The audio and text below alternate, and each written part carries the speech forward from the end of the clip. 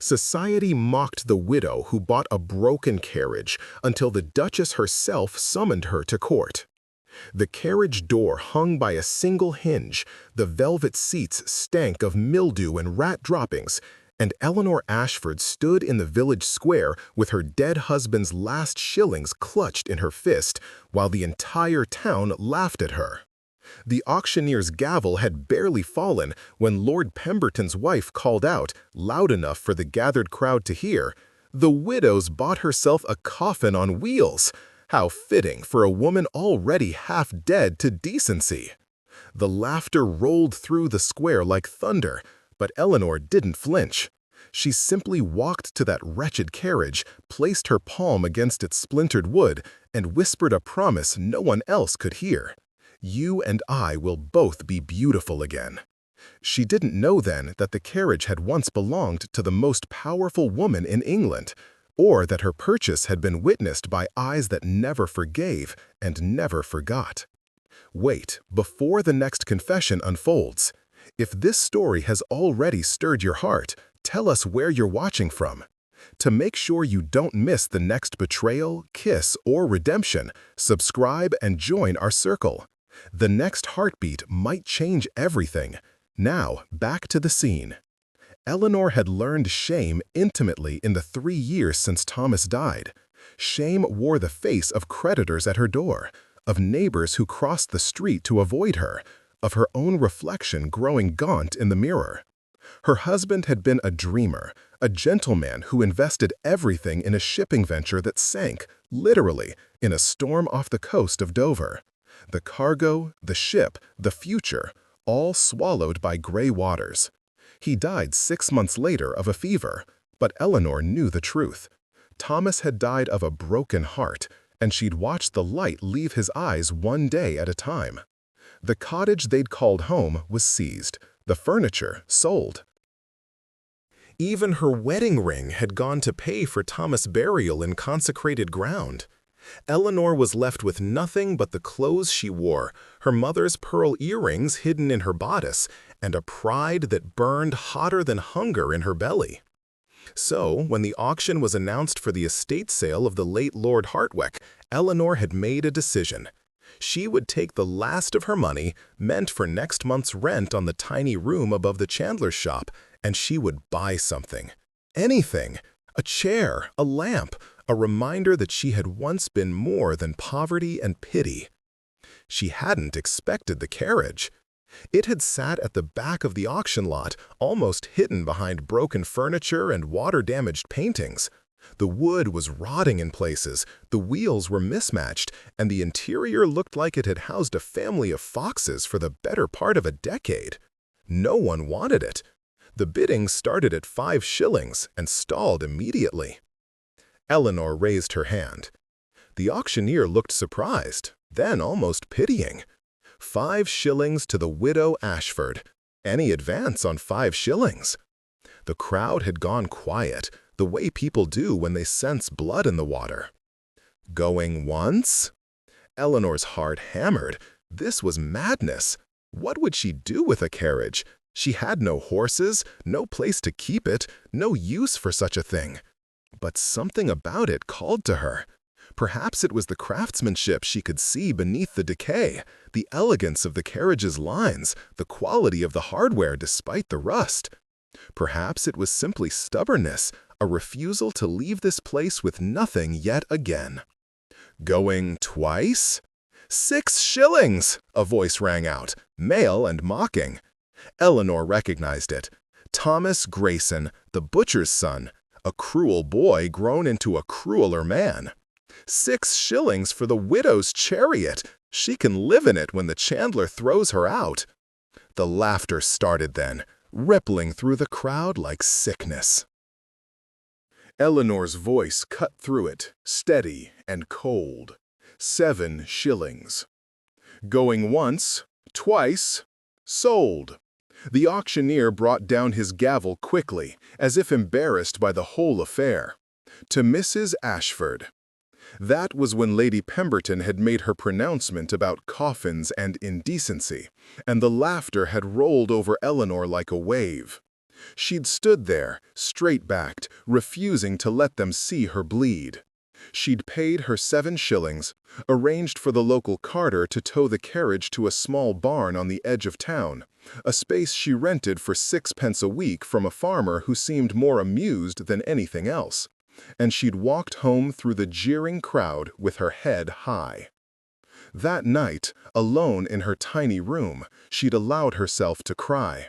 Not from the humiliation, she'd grown a thick skin for that, but from fear.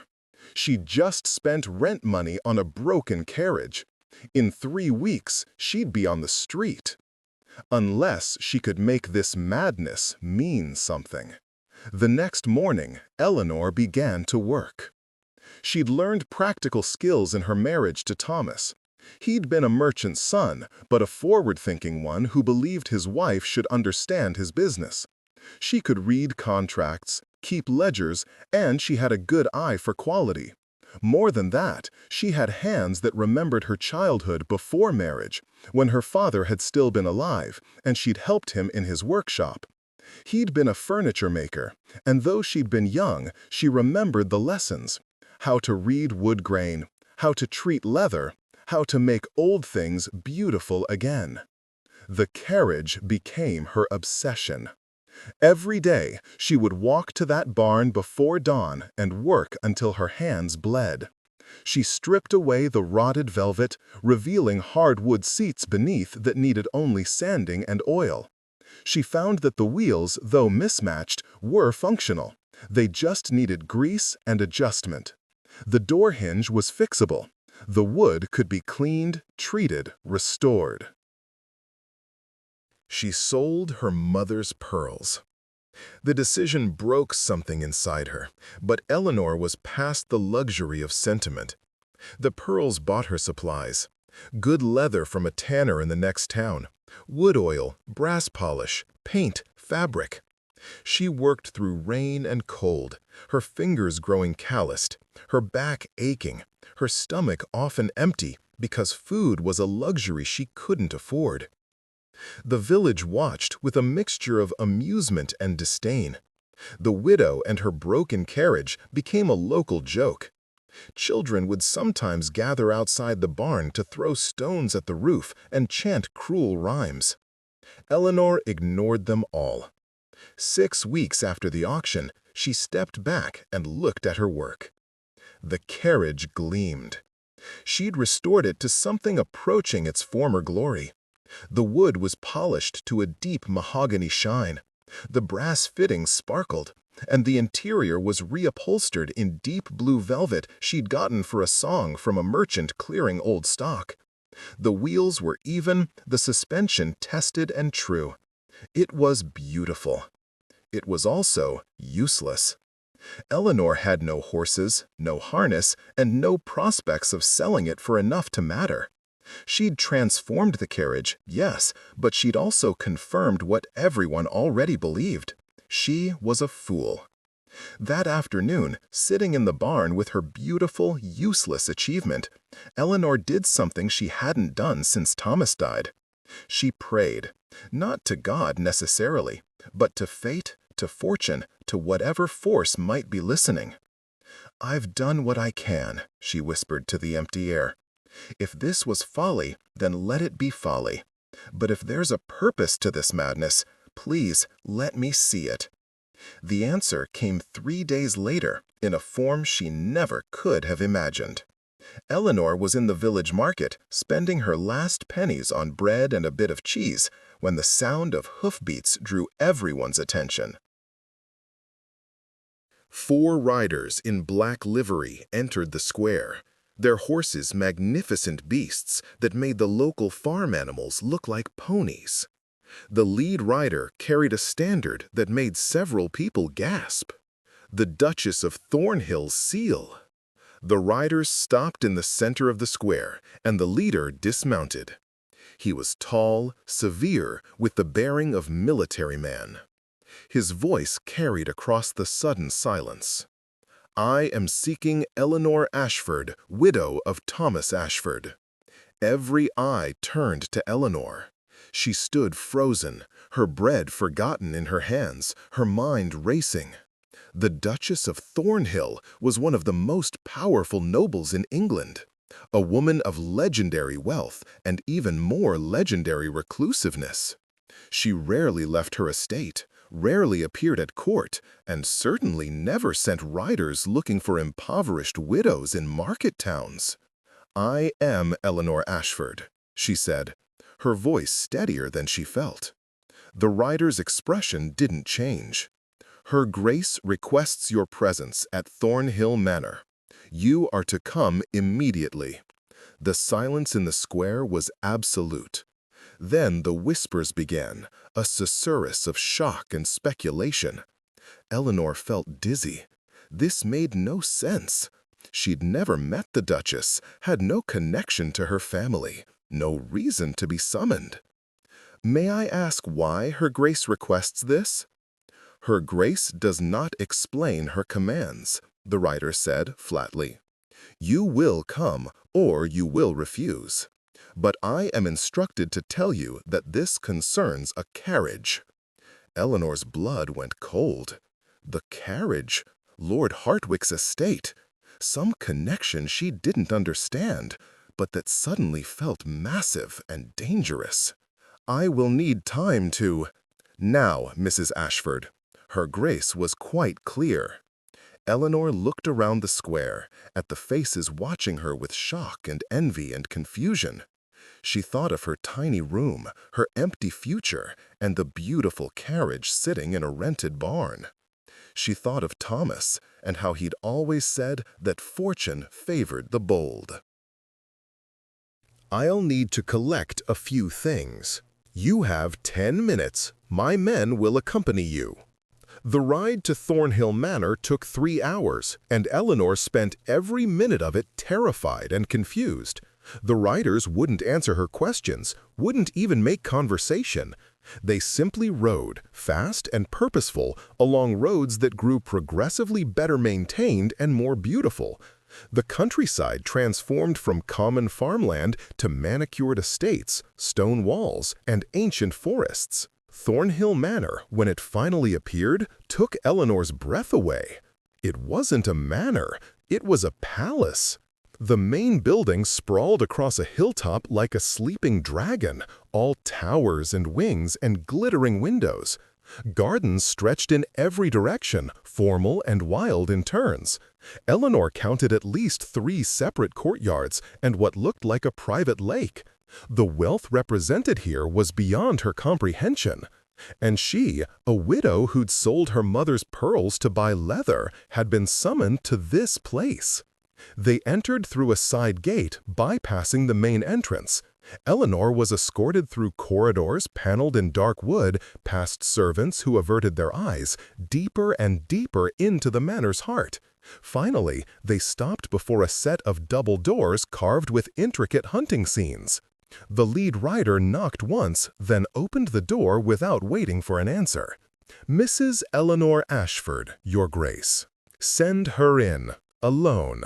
The voice was female, low, and carried an authority that made Eleanor's spine straighten instinctively. The rider stepped back, and Eleanor found herself walking forward into a vast study lined with books from floor to ceiling. A fire roared in a fireplace large enough to roast a whole pig, and behind a desk of black walnut sat a woman who made Eleanor forget how to breathe. The Duchess of Thornhill was beautiful in the way winter is beautiful, cold, precise, and unforgiving. She appeared to be in her mid-40s, with silver threading through dark hair pulled back in a severe style. Her eyes were gray, sharp, and currently fixed on Eleanor with an intensity that felt like being dissected. She wore black, unrelieved by any ornament except a single ruby pendant at her throat. "Sit," the Duchess said, gesturing to a chair before the desk. Eleanor sat. Her mind raced, trying to understand. The Duchess studied her in silence for a long moment, and Eleanor forced herself to meet that gaze without flinching. Finally, the Duchess spoke. Do you know who I am, Mrs. Ashford? You are the Duchess of Thornhill, Your Grace. Do you know anything else about me? Eleanor hesitated. She knew rumors, gossip. The Duchess was a widow herself, her husband dead for nearly 20 years. She'd never remarried.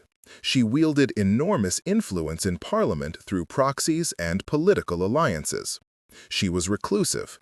Some said cold, others said heartbroken. But none of that seemed safe to say. No, Your Grace. Liar. The word was said without heat, almost appreciatively. But a polite one. That's good. You'll need politeness for what I'm about to tell you. The Duchess leaned forward slightly. 6 weeks ago, you purchased a carriage at auction, a broken, worthless thing that no one else wanted. Yes, Your Grace. Do you know where that carriage came from? Lord Hartwick's estate, I believe. Do you know how Lord Hartwick acquired it? Eleanor shook her head. The Duchess's expression turned cold. He stole it. 20 years ago, from this estate, during a period of chaos following my husband's death. It was my personal carriage, Mrs. Ashford, the one my husband gave me as a wedding gift. Hartwick was the estate manager then, and he disappeared with half a dozen valuable items during the funeral. We recovered most of them. The carriage we could never find. I've had people searching for 2 decades. Eleanor's mind reeled. I didn't know. Of course you didn't. But 3 weeks ago, one of my agents sent word that the carriage had appeared at a provincial auction. By the time I dispatched people to purchase it, the sale was complete. The Duchess's eyes gleamed. Imagine my surprise when I learned it had been bought by a widow of no consequence for 7 shillings. Your Grace, I swear I meant no offense. If I'd known. If you'd known, you wouldn't have bought it. Yes, I'm aware. The Duchess stood, moved to the fire. I was prepared to simply reclaim what's mine. Send men to take the carriage, compensate you for your purchase, and close this chapter.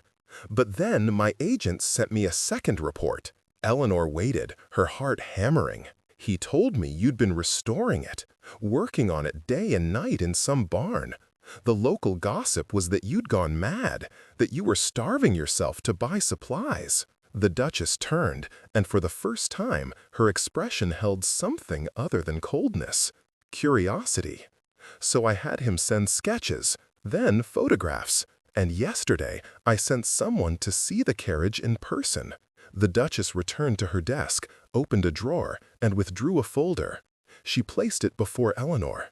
Inside were photographs, clear, detailed images of her restored carriage from every angle. 20 years, Mrs. Ashford. 20 years that carriage sat rotting. I'd given up hope of ever seeing it as it was. And you, a woman with nothing, restored it in 6 weeks to a condition that rivals its original glory. The Duchess's voice was quiet now, almost wondering. How? Eleanor swallowed. My father was a craftsman, Your Grace. He taught me to see the beauty beneath the damage, and I needed it to mean something. I needed to prove I could still make something broken into something whole. Why? Why that carriage specifically? I don't know, Eleanor admitted. It called to me. I know that sounds foolish, but it doesn't. The Duchess sat again, her gaze never leaving Eleanor's face. That carriage was the last gift I received from someone I loved. The last beautiful thing I possessed before my world turned to ash. And you, without knowing any of that, brought it back to life. Silence stretched between them, heavy with meaning Eleanor didn't fully understand. Finally, the Duchess spoke again. I have a proposition for you, Mrs. Ashford. You possess a skill I need. Not just the ability to restore things, but the eye to see potential where others see only ruin. My estates hold hundreds of items, furniture, artwork, carriages, entire rooms that have been neglected or damaged over the years. I want them restored. and I want you to do it." Eleanor stared. "Your Grace, I'm not—" "You are exactly what I need. Someone with skill, with taste, and with nothing to lose. I'm offering you employment, Mrs. Ashford, a position here at Thornhill Manor as my personal restoration specialist. You'll have a workshop, materials, and a salary that will ensure you never worry about rent or bread again." It was too much, too sudden. Eleanor's mind struggled to process this reversal of fortune. Yesterday, she'd been facing destitution. Today, she was being offered salvation by one of the most powerful women in England. "Why?" Eleanor whispered. "Why would you do this?" The Duchess's expression softened almost imperceptibly. "Because that carriage represents the last moment of my life when I was happy. And you, without knowing me, without any reason to care, worked yourself to the bone to restore it. That tells me something about your character, Mrs. Ashford." She paused. "And perhaps because I see in you something I once was, a woman the world has tried to break who refuses to stay broken." Eleanor felt tears prick her eyes, but refused to let them fall. "I accept, Your Grace." "Good. You'll begin immediately. My staff will provide you with rooms, clothing, and everything you need. The carriage will be transported here tomorrow." The Duchess stood, signaling the interview's end. "One more thing, Mrs. Ashford. The world that mocked you for buying that carriage will soon learn that you've been given a position in my household. Let them draw their own conclusions about who the fool truly was." Eleanor rose, curtsied, and turned to leave. But at the door, she paused and looked back. "Your Grace, thank you for seeing me." The Duchess's expression remained controlled, but something flickered in those gray eyes. "Thank you, Mrs. Ashford, for seeing my carriage as I once did, as something worth saving." As Eleanor followed a servant through the corridors toward her new life, she didn't know that her restoration of the Duchess's carriage would become the least significant thing she would repair in this house. She didn't know about the secrets Thornhill Manor held, the wounds that festered beneath its perfect exterior, or the way her presence would unravel carefully maintained lies. She didn't know that the Duchess of Thornhill was as broken as that carriage had been, or that Eleanor would be forced to decide whether some things were too damaged to save. But she would learn. In time, she would learn everything. The first weeks at Thornhill Manor passed in a blur of activity and adjustment. Eleanor was given a suite of rooms in the East Wing, 3 chambers, including a sitting room, bedroom, and private bath that were larger than the entire cottage she'd shared with Thomas. The closet was stocked with dresses appropriate for her position, fine quality but not ostentatious, in colors that spoke of good taste rather than fashion. A lady's maid named Alice was assigned to her, a woman in her 30s with kind eyes and a discretion that Eleanor quickly learned was universal among the Duchess's staff. No one gossiped. No one questioned. They performed their duties with military precision and kept their observations to themselves. Eleanor's workshop was established in a converted carriage house behind the manor's east wing. It was vast, well lit by enormous windows, and stocked with tools and materials that made her hands shake with eagerness. The restored carriage was delivered on her 3rd day, placed in a position of honor within the workshop, and Eleanor spent an hour simply running her hands over her work, seeing it in this new context. It belonged here, and somehow, impossibly, so did she. The Duchess had not exaggerated about the work. The manor held treasures that had been neglected for years, sometimes decades. Eleanor was given a detailed inventory and told to prioritize as she saw fit. She started with furniture, a Queen Anne chair with a split leg, a Georgian writing desk with water damage, a set of dining chairs whose upholstery had been shredded by time and mice. She worked from dawn until well past dark, losing herself in the familiar rhythm of creation and restoration. It was therapy as much as employment. Each piece she repaired felt like a small redemption, a proof that broken things could be made whole. But, despite the work's absorbing nature, Eleanor couldn't help noticing the strangeness of Thornhill Manor. The Duchess was never seen during the day. She conducted all business after sunset, receiving reports from her estate managers and political agents in her study between the hours of 8 and midnight. Eleanor knew this because she'd been summoned twice in the evening to provide updates on her work. The Duchess would listen intently, ask precise questions, and occasionally offer a comment that revealed her deep knowledge of craftsmanship and art. But she never smiled, never showed warmth beyond a certain distant approval, and her eyes held a sadness so profound that Eleanor sometimes had to look away. The manor itself felt like a stage set. Everything was perfect, maintained to an impossible standard, but there was no life to it. No flowers in vases, no books left open on chairs, no signs that anyone actually lived in these beautiful rooms. It was a museum, not a home.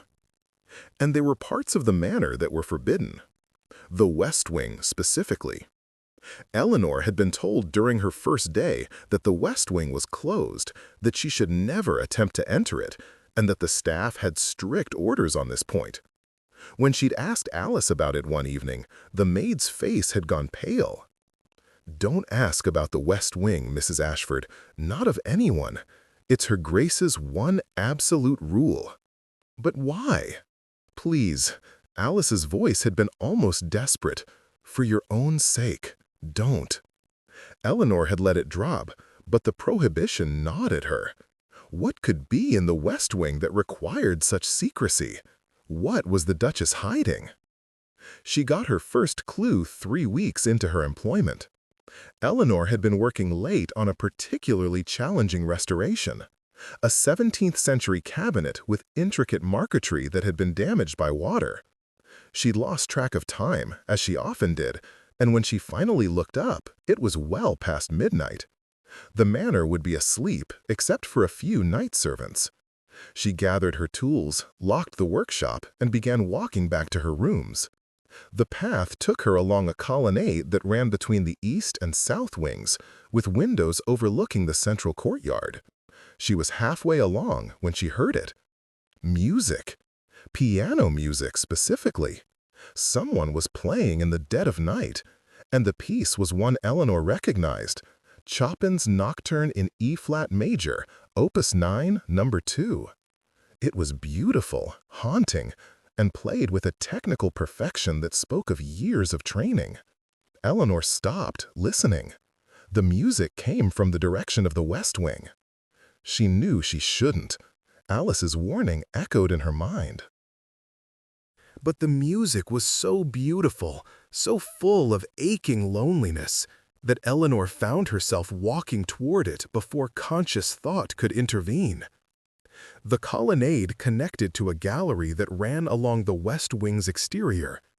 Eleanor had never ventured this far, but the path was well lit by moonlight through tall windows. She followed the sound of the piano, her footsteps silent on thick carpet, until she reached a door that stood slightly ajar. Through the gap, she could see into a grand music room. The piano was positioned near windows that overlooked the gardens, and at the piano sat the Duchess. But this was not the cold, controlled woman Eleanor knew from their formal meetings. This woman was transformed by the music, her body swaying slightly with the melody, her face open in a way Eleanor had never seen. She looked younger, softer, and heartbreakingly sad. The music swelled, reached its emotional peak, and then began to descend into the gentle resolution. The Duchess's fingers moved over the keys with practiced grace, coaxing out every nuance of feeling. And when the final note faded into silence, she sat very still, her hands resting on the keys as if unable to let go. Then she spoke, her voice barely above a whisper. I played this for you on our wedding night. Do you remember?" Eleanor froze. The Duchess was alone in the room. There was no one else visible. But she'd spoken as if addressing someone present. 20 years, and I can still feel your hands on my shoulders as I played, still hear your voice telling me I was beautiful. The Duchess's shoulders shook slightly. "What would you think of me now, Margaret? Would you recognize the woman I've become?" Margaret. The name struck Eleanor like a physical blow. The Duchess's husband had been Duke Charles Thornhill. There had never been any mention of a Margaret in connection with the family. "I've kept my promise," the Duchess continued, her voice breaking. "No one knows. No one will ever know." Your name died with you, and mine might as well have. But God, I'm tired. So tired of pretending this half-life is enough. Eleanor should have left, should have crept away and never spoken of this moment. But something held her frozen. The raw pain in the Duchess's voice, the recognition of a grief that mirrored her own in fundamental ways. The Duchess turned suddenly, and her eyes met Eleanor's through the gap in the door. Time stopped. Eleanor saw the horror flash across the Duchess's face, followed by rage, then something that looked like resignation. For a long moment, neither woman moved. Then the Duchess stood, walked to the door, and opened it fully. "Come in, Mrs. Ashford, since you've apparently decided my privacy means nothing." Eleanor's voice failed her. She stepped into the music room, her mind racing for an explanation, an apology, anything. "I'm sorry, Your Grace. I heard the music and—" "You were curious." The Duchess's voice was cold again, all emotion locked away. "Well, you've satisfied your curiosity, and now you'll leave my service, with a reference that will ensure you never work again." "Please," Eleanor said, finding her voice, "I didn't mean to intrude.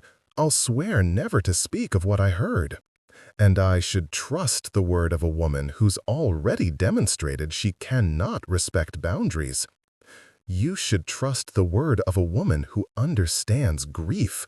Eleanor met the Duchess's eyes. "You asked me once how I knew to restore that carriage. I told you it was my father's training, and that was true. But it wasn't the whole truth. I restored it because I needed to believe that broken things could be made beautiful again. Because if I couldn't save that carriage, how could I ever save myself?" The Duchess's expression flickered. "What does that have to do with—" "I lost the man I loved," Eleanor interrupted, her voice steady despite the tears now streaming down her face. "Thomas was my entire world, and when he died, I wanted to die too." "I spent a year wishing I could. And then one day, I saw that carriage, broken and abandoned, and I saw myself. So I bought it, and I poured every ounce of my grief into making it whole, because it was the only way I knew to keep breathing." Silence filled the room. The Duchess stood very still, her face unreadable. "Margaret wasn't my husband," the Duchess said finally, her voice barely audible.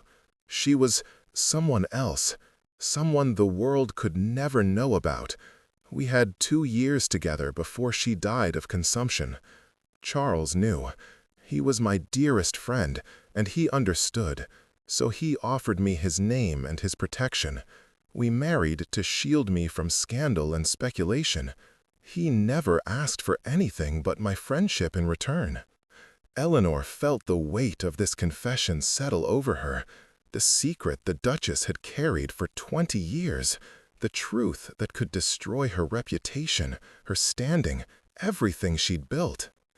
"Your secret is safe with me, Eleanor, I swear it." "Why should I believe you?" "Because I understand what it means to love someone so much that losing them breaks you forever.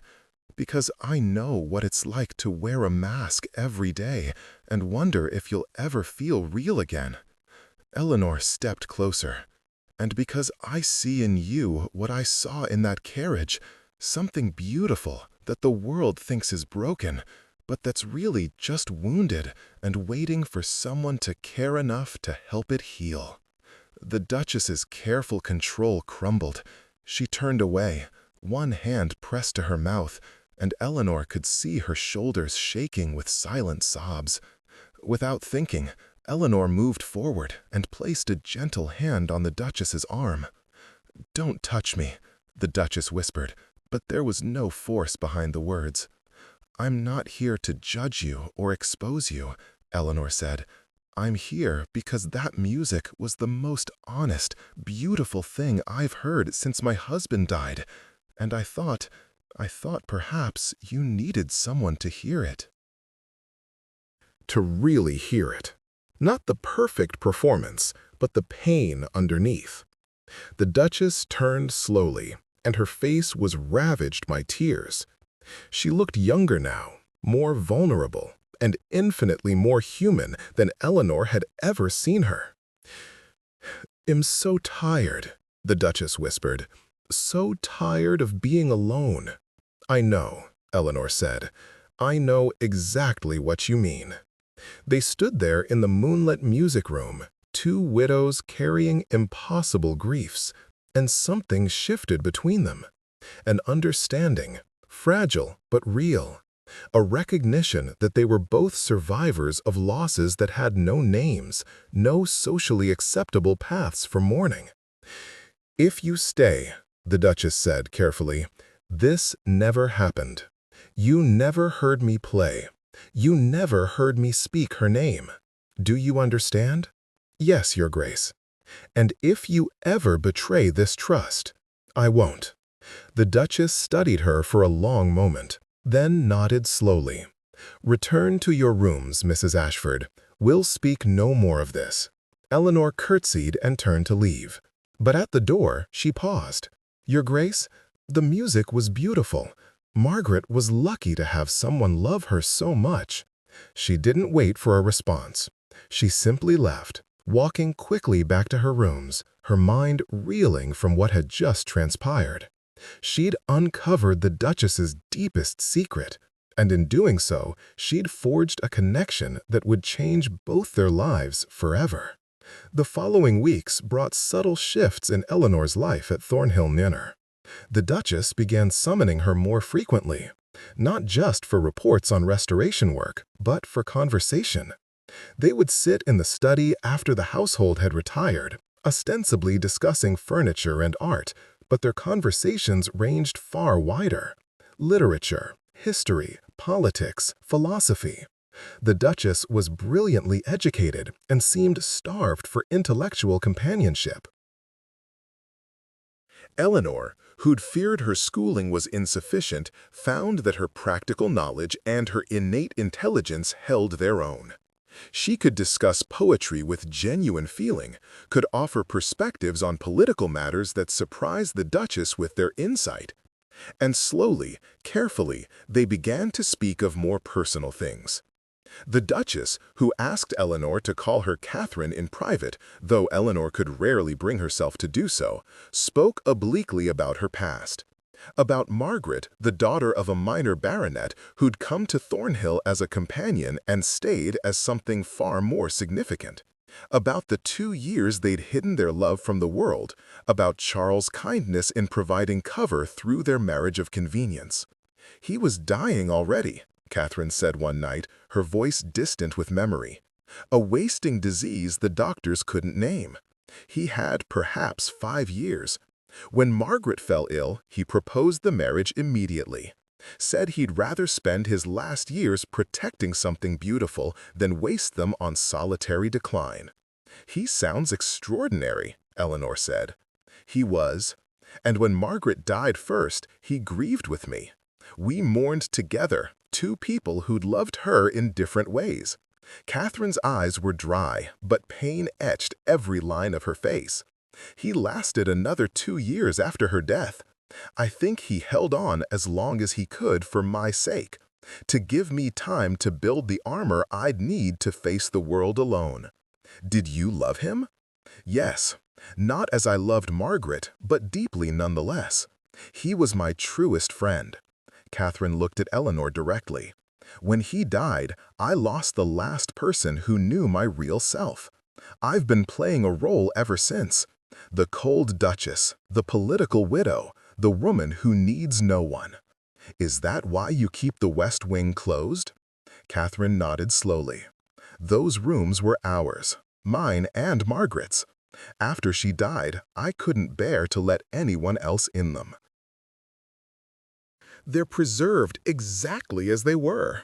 Her dresses still hang in the closet. Her books still sit by the window where she loved to read. It's pathological, I know, but it's not pathological. It's love. Eleanor reached across the space between their chairs and took Catherine's hand. It was a bold gesture, one that crossed the boundaries of employer and employee, of duchess and commoner. But Eleanor had learned that Catherine starved for simple human touch, for connection unmediated by social roles. Catherine's fingers closed around Eleanor's, gripping almost desperately. Sometimes I think I'm going mad. I talk to her, in those rooms. I'll sit in her favorite chair and tell her about my day, about the political maneuverings and the business affairs, and I swear I can feel her listening. Perhaps she is. You don't believe that. I believe that love doesn't end with death, Eleanor said carefully. I still talk to Thomas sometimes. I know he's gone, but the part of him that lives in my memory feels real enough to comfort. Maybe that's all ghosts ever are, memory made so vivid it takes on weight. Catherine smiled slightly, the expression transforming her face. You're wiser than your years, Eleanor Ashford. I'm older than I look. Grief ages us in ways that don't show. Yes, Catherine whispered. Yes, it does. They sat in companionable silence for a while, hands still clasped. Then Catherine spoke again, her tone shifting to something more businesslike. I have a request, a large project I'd like you to consider. Of course, Your Grace. Catherine. When we're alone, call me Catherine. Eleanor nodded, throat tight with emotion at this intimacy. What's the project, Catherine? The West Wing. I want you to restore it. It has been 20 years. The rooms are dusty despite the servants' best efforts. Some of the furniture is deteriorating. The textiles are failing. Catherine's voice remained steady, but Eleanor could hear the effort behind it. I can't let it all fall to ruin, but I can't bear the thought of anyone who didn't understand touching those spaces. You understand. You know what those rooms mean. This is about more than furniture restoration, Eleanor said carefully. Yes, Catherine met her eyes. I'm asking you to help me preserve my memories of Margaret while also allowing those rooms to breathe again, to be beautiful again instead of just museums to grief. It's a contradiction, I know. No, Eleanor said slowly, understanding dawning. You're asking me to help you find a balance between remembering and living, to honor the past without being imprisoned by it. Can you do that? Eleanor thought of her own journey, from the day she'd stood in that village square, humiliated and desperate, to this moment, sitting with one of England's most powerful women, trusted with her deepest secrets. She thought of the carriage, restored to beauty, but also to usefulness. Could she do the same for these rooms, for Catherine's grief? I can try, Eleanor said, but I'll need you to guide me. I'll need you to tell me about Margaret, about what she loved, about how she lived in those spaces. Otherwise, I'm just rearranging furniture. Catherine's eyes glistened with unshed tears. Will you listen? To all of it? Even the parts that are difficult? Especially those parts. And so began a new phase of their relationship. Eleanor spent her days working on the other restoration projects, but her evenings were devoted to Catherine's stories. They would sit in the study, or sometimes in the music room, and Catherine would speak of Margaret. She'd been beautiful, apparently, with dark hair and green eyes and a laugh that could light up a room. She'd been clever, well-read, passionate about social reform and women's education. She'd loved music, not playing it, but listening, and would sit for hours while Catherine performed. She'd had a talent for languages, speaking French and Italian fluently. She'd been kind to the servants, generous with the poor, and absolutely fearless in her opinions. Society would have destroyed her if they'd known the truth, Catherine said one evening. She was too vibrant, too alive, to be contained by the roles women are allowed. She chafed at every restriction, questioned every assumption. I think that's partly what drew me to her. She had the courage I lacked. You have enormous courage, Eleanor protested. You've built an empire here, maintained your independence, influenced politics. I've survived, Catherine corrected. That's not the same as living. Margaret lived, truly lived, every day of her short life. She wrung joy from every moment. I've merely endured. Eleanor wanted to argue, but she understood the distinction too well. She'd spent 3 years enduring, not living. It was only here, in this strange new life at Thornhill, that she'd begun to feel something beyond mere survival. As Catherine spoke, Eleanor began to form a vision for the West Wing restoration. Not a preservation of death, but a celebration of life. She would restore the rooms to their former beauty, yes, but she would also introduce elements that suggested possibility, that opened space for new memories along old ones. The work began in spring, 6 months after Eleanor's arrival at Thornhill. She started with the small sitting room that had been Margaret's favorite. The wallpaper was faded, but the pattern, delicate vines and flowers, was still visible. Eleanor sourced matching paper from a craftsman in London who specialized in historical reproductions. The furniture was largely sound, but needed reupholstering.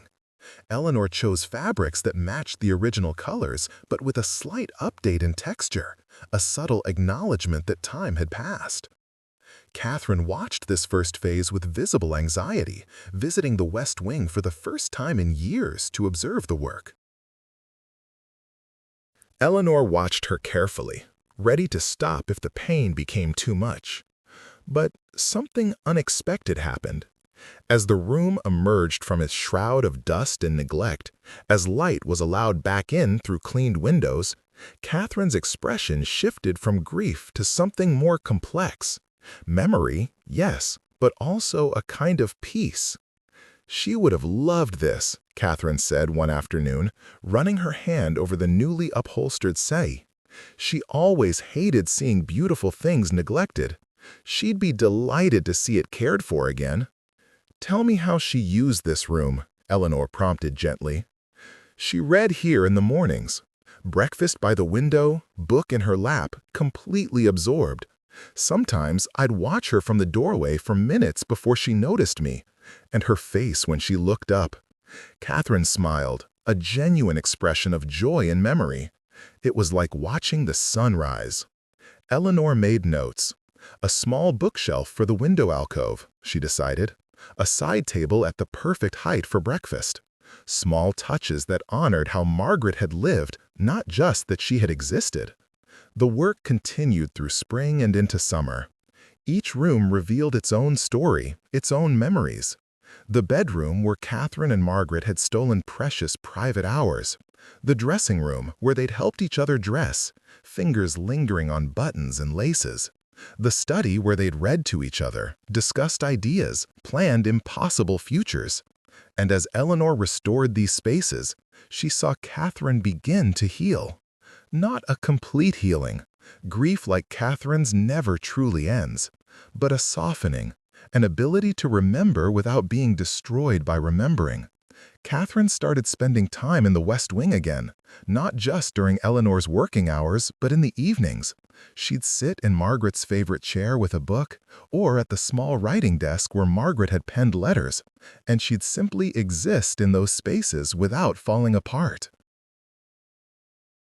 One evening, Eleanor found her in the music room, the last space they'd restored.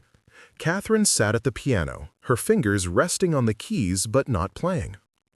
"I haven't played in here since the night you discovered me," Catherine said without turning. "I was afraid it would break the spell, somehow, that if I played here again, Margaret would truly be gone." Eleanor moved closer. "And now?" "Now I think perhaps I've been wrong. Perhaps music was never meant to be a shrine to the past. Perhaps she'd want me to fill these rooms with sound again, to let the piano be an instrument instead of a memorial." "Play," Eleanor urged softly. "Play for yourself, not for memory." Catherine's hands moved to the keys and she began to play. Not Chopin this time, but something lighter, Mozart's Piano Sonata No. 16. The music filled the room, bright and alive, and Eleanor saw Catherine's shoulders relax, saw her begin to sway with the melody. When she finished, Catherine turned to look at Eleanor, and her eyes were clear. "Thank you," she said simply. "For what?" "For giving me back these rooms, for giving me back the possibility of joy alongside grief." Eleanor smiled. "You gave that to yourself. I just restored the furniture." "We both know it was more than that." They stood in comfortable silence for a moment, and Eleanor realized with a start that she loved this woman. Not romantically, her heart still belonged to Thomas and Catherine still belonged to Margaret, but she loved her as a friend, as a kindred spirit, as someone who'd seen her completely and accepted what she saw. "There's one more thing I'd like to do," Catherine said, her tone shifting to something more businesslike. "A final project." "Name it." "I want to commission a portrait of Margaret." Catherine stood, moved to the window. "I have sketches, photographs, my own memories. I want a proper portrait done, something that captures who she really was. And I want to hang it here, in this music room where she spent so many happy hours." "That's a beautiful idea," Eleanor said. "Do you have an artist in mind?"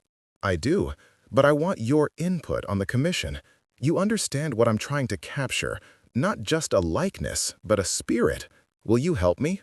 "Of course." The portrait project consumed the next 3 months.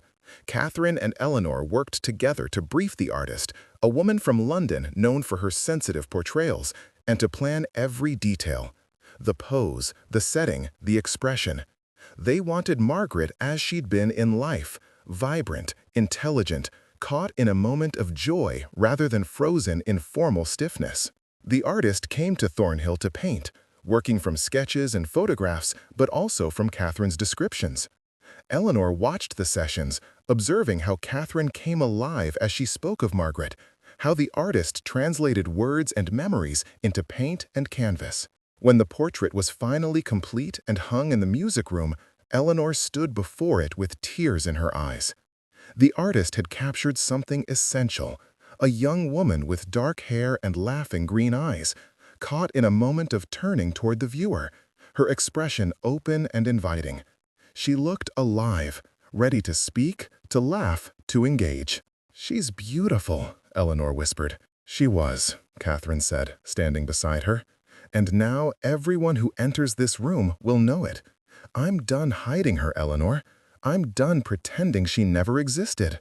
"Are you certain? The scandal." "Let them talk. Let them speculate. I'm too old and too powerful to be destroyed by gossip. And I've wasted too many years caring what small minds think." Catherine turned to Eleanor. "You've taught me that. You and your insistence that broken things can be made beautiful again, that grief doesn't have to mean death." Eleanor felt her throat tighten with emotion. "I didn't teach you that. You taught me. Before I came here, I was just surviving." "You've shown me how to live again." Catherine took Eleanor's hand. "Then we've saved each other. How appropriate for 2 lost widows." They stood together, looking at the portrait, and Eleanor felt a sense of completion. The West Wing was restored. Catherine was healing, and she herself had found purpose and belonging beyond anything she'd imagined standing in that village square with 7 shillings in her fist. But then Catherine spoke again, and Eleanor's sense of peaceful resolution shattered. "There's something I need to tell you about the future." Eleanor's chest tightened. "What is it?" "I'm planning to open the West Wing, to stop hiding these rooms and what they represent. But that means certain changes." Catherine's voice was carefully controlled. "I'm going to need someone by my side who understands the truth, who can help me navigate the questions and the judgment. Someone I trust completely." "I'm not going anywhere, Eleanor. Whatever you need." "I need you to be more than my restoration specialist." Catherine turned to face her fully. "I want you to serve as my companion, my confidant, my right hand in all things.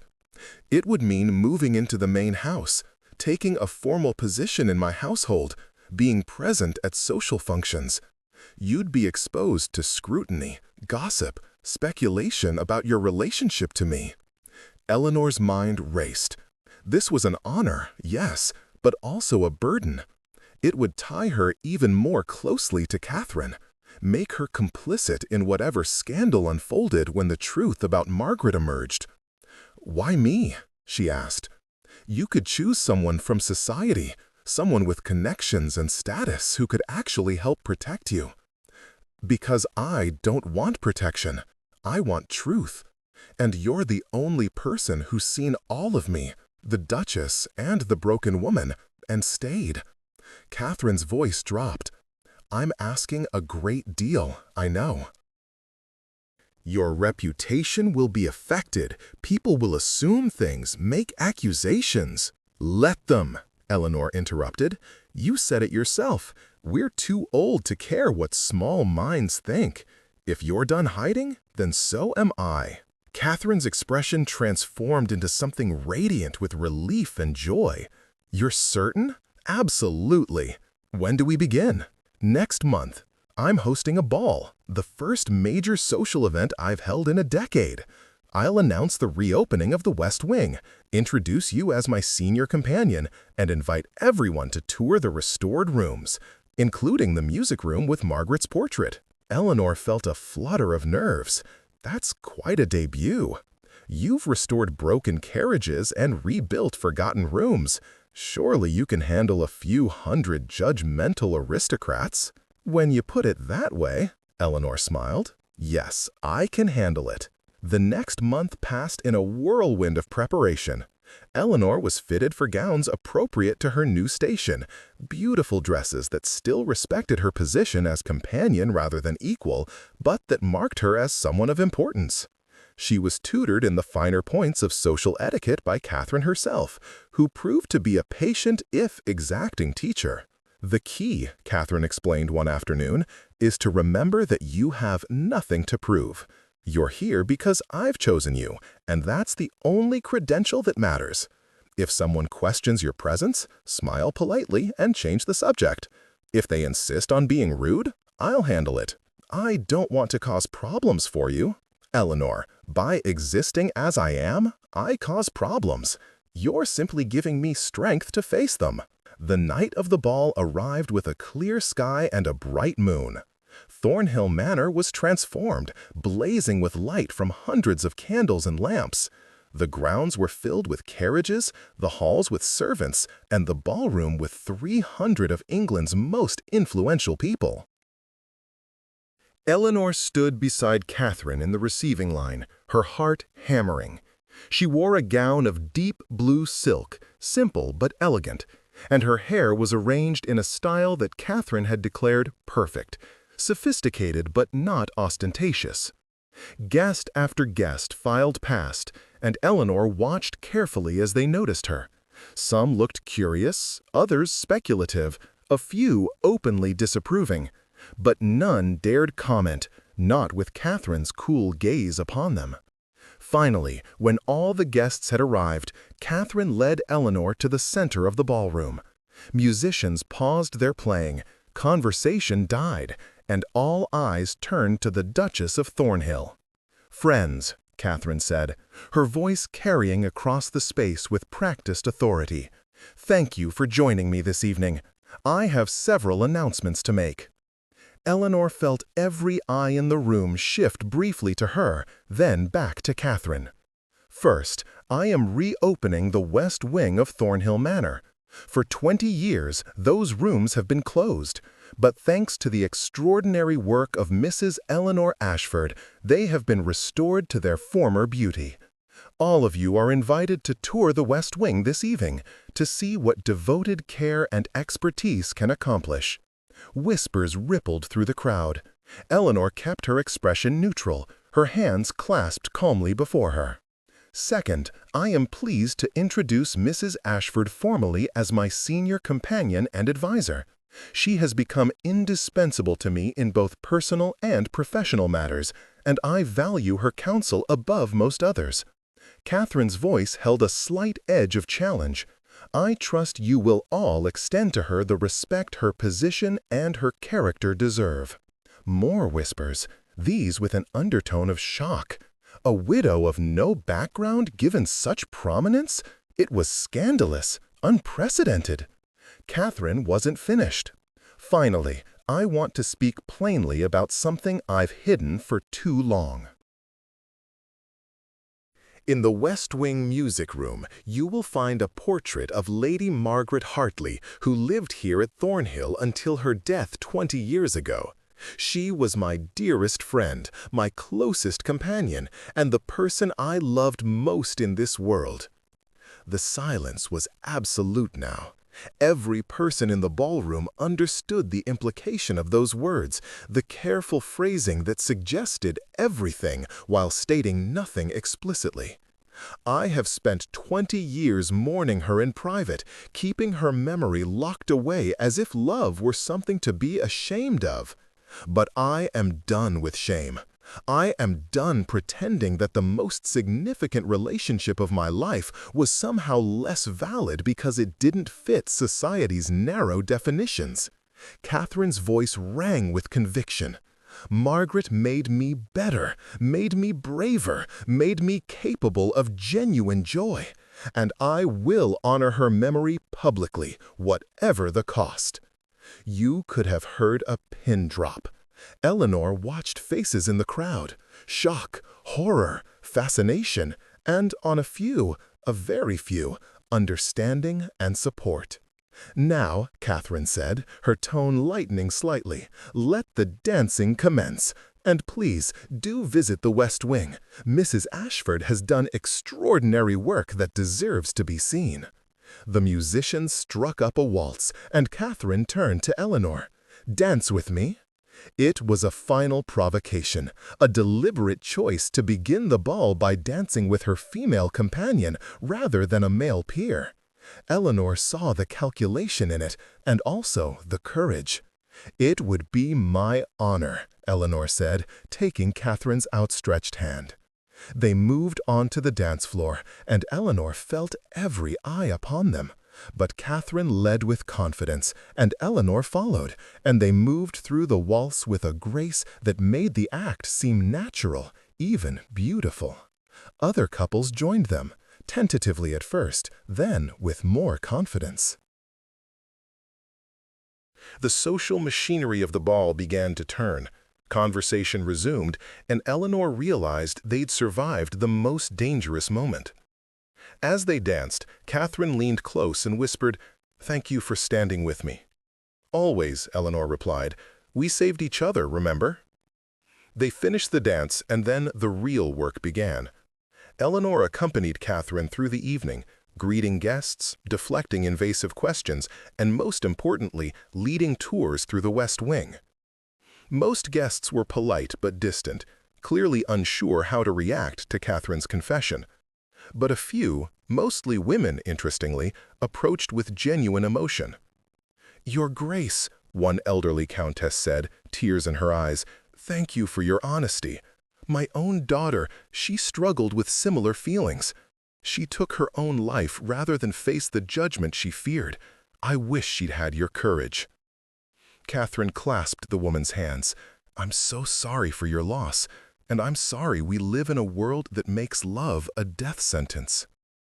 Eleanor watched these moments, seeing Catherine transform from the cold Duchess into someone warmer, more accessible.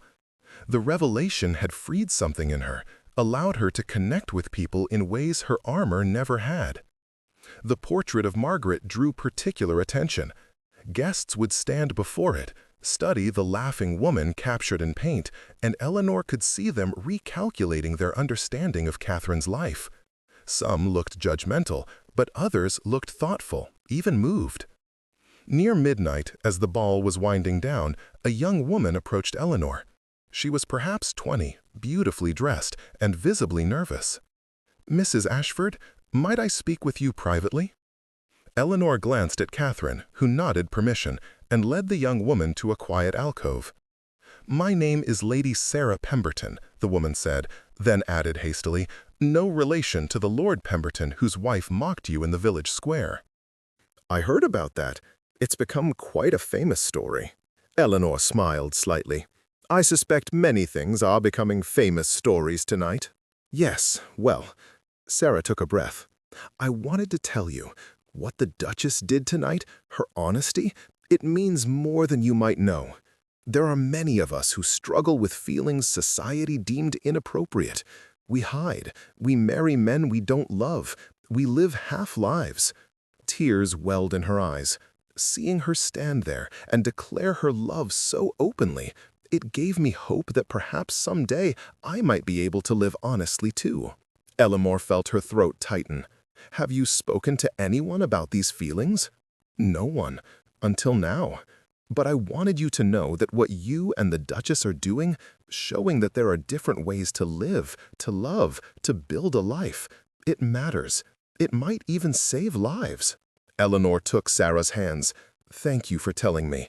And please, if you ever need someone to talk to, someone who won't judge, send word to Thornhill. You'll always be welcome." Sarah squeezed her hands gratefully and slipped away. Eleanor stood in the alcove for a moment, overwhelmed by the weight of what had just happened. Catherine's confession hadn't just been about her own healing. It had been a beacon for others trapped in similar darkness. She found Catherine an hour later, after the last guests had departed. The Duchess stood in the music room, looking at Margaret's portrait with an expression of profound peace. "How do you feel?" Eleanor asked softly. "Lighter, terrified, free." Catherine smiled. "There will be consequences, I know. Some invitations will be withdrawn, some political alliances will cool. But I don't care. For the first time in 20 years, I feel like I can breathe." "A young woman spoke to me tonight," Eleanor said, and relayed her conversation with Lady Sarah. Catherine listened, and when Eleanor finished, tears were streaming down her face. Then it was worth it. All of it. The fear, the risk, the scandal. If even one person finds courage because I told the truth, then Margaret's love will have mattered beyond our private joy. Eleanor moved to stand beside her, and they looked at the portrait together. "She would be proud of you," Eleanor said. "I hope so. And I hope Charles would too. He gave me his name so I could hide, but I think he'd approve of me using that protection to finally be honest." They stood in comfortable silence for a long moment. Then Catherine spoke again, her voice thoughtful. "You know, when I brought you here, I thought I was saving you, giving you employment, security, a future. But you saved me instead. You saw my grief and you didn't flinch from it. You took my broken memories and made them beautiful again. You gave me back my capacity for joy." "We saved each other," Eleanor corrected gently. "That's what makes it so perfect." Catherine turned to her, and Eleanor saw in her face an affection so deep it made her heart ache. "Will you stay?" Catherine asked. "I know tonight changes things, makes your position here more complicated. If you want to leave, to distance yourself from the scandal." "I'm not going anywhere," Eleanor said firmly. "You're my dearest friend, Catherine. More than that, you're my family, the only family I have left. Whatever comes, we'll face it together." Catherine pulled her into an embrace, and Eleanor held her, feeling the tremors of emotion running through the Duchess's frame. They stood like that for a long time, Two women who'd been broken by loss and remade by unexpected friendship, finding strength in each other's arms. When they finally pulled apart, Catherine was smiling. "Come, let's have some wine and toast to honesty and friendship and all the other terrifying, beautiful things we've discovered this year." They left the music room together, passing Margaret's portrait with its laughing eyes and joyful expression. Eleanor had the distinct impression that the woman in the painting approved, that she was glad her love had finally stepped into light. The months following the ball were indeed complicated. Some of Catherine's political alliances cooled, as predicted. A few of her more conservative peers cut ties entirely, but others, more than Eleanor had expected, rallied to her side. Women especially, many of whom privately thanked Catherine for her courage. The restoration work continued. Eleanor's reputation as a craftsperson of exceptional skill spread, and she began receiving requests from other estates. Catherine encouraged her to take select commissions, and Eleanor found herself traveling occasionally to work on particularly interesting projects. But Thornhill remained her home, and Catherine remained her anchor. They fell into a comfortable routine. Mornings in the workshop for Eleanor, afternoons managing estate business for Catherine, evenings spent together in conversation or music or simply companionable silence. They took meals together more often than not, walked the grounds, attended social functions as a united front. People speculated about the nature of their relationship, of course. Gossip suggested everything from a romantic attachment to a calculated political alliance. But Catherine and Eleanor refused to explain themselves beyond the truth they'd already shared. They were friends, companions, women who'd saved each other from drowning in grief. One afternoon in early autumn, a year after Eleanor had first arrived at Thornhill, she was working in the workshop when Catherine appeared in the doorway. "I have something to show you," Catherine said, her expression mysterious. Eleanor followed her out to the carriage house where the restored wedding carriage still sat in its place of honor. But today it had been moved outside, and two magnificent horses were being hitched to its traces by grooms in Thornhill livery. "What's this?" Eleanor asked, confused. "You restored this carriage, but you've never ridden in it," Catherine said. "That seems wrong. So I thought we'd remedy that oversight. Where are we going?" "Does it matter?" Eleanor laughed. "No, I suppose it doesn't." They climbed into the carriage, settling onto the blue velvet seats that Eleanor had restored with her own hands. Catherine gave the signal, and they rolled forward, out of the estate and onto the road beyond. It was a perfect autumn day, the air crisp and the leaves just beginning to turn. The carriage moved smoothly, a testament to Eleanor's work, and the inside smelled of leather and polish and possibility. "Do you remember that first day?" Catherine asked as they rode, "when my riders brought you to Thornhill and you were terrified of what I might want? I remember thinking my life was over, that I'd somehow offended you by buying your carriage. And instead, it was the beginning of everything." Catherine reached across and took Eleanor's hand. "I brought you here because of a carriage, but you gave me so much more. You gave me back my capacity to feel, to hope, to imagine a future that wasn't just endurance." "You did the same for me," Eleanor said softly. "I was drowning in that village, in my grief and my pride and my fear. You pulled me out. You showed me that broken things can heal, that love doesn't end just because a person dies." "No," Catherine agreed. "Love doesn't end. It transforms, but endures." They rode in comfortable silence for a while, watching the countryside roll past. Then Catherine spoke again. "I've been thinking about the future, about what I want my legacy to be." "You have time to build whatever legacy you choose," Eleanor said. "Perhaps, but I'm not getting younger, and neither are you. So I want to make plans while we can." Catherine squeezed Eleanor's hand. "I want to establish a foundation. Something that supports women, women who are struggling, who are grieving, who don't fit society's narrow definitions. I want to create opportunities for them to learn trades, to gain independence, to build lives on their own terms. Eleanor felt tears prick her eyes. Catherine, that's beautiful. I want you to help me run it, to use your own story as proof that broken things can be restored, that there's life after loss. Will you? Yes, Eleanor said immediately. Of course, yes. Good, because I can't imagine doing it without you. Catherine smiled. We'll call it the Margaret Hartley Foundation. Let her name mean something beyond gossip and scandal. Let it represent hope and possibility and the courage to love honestly.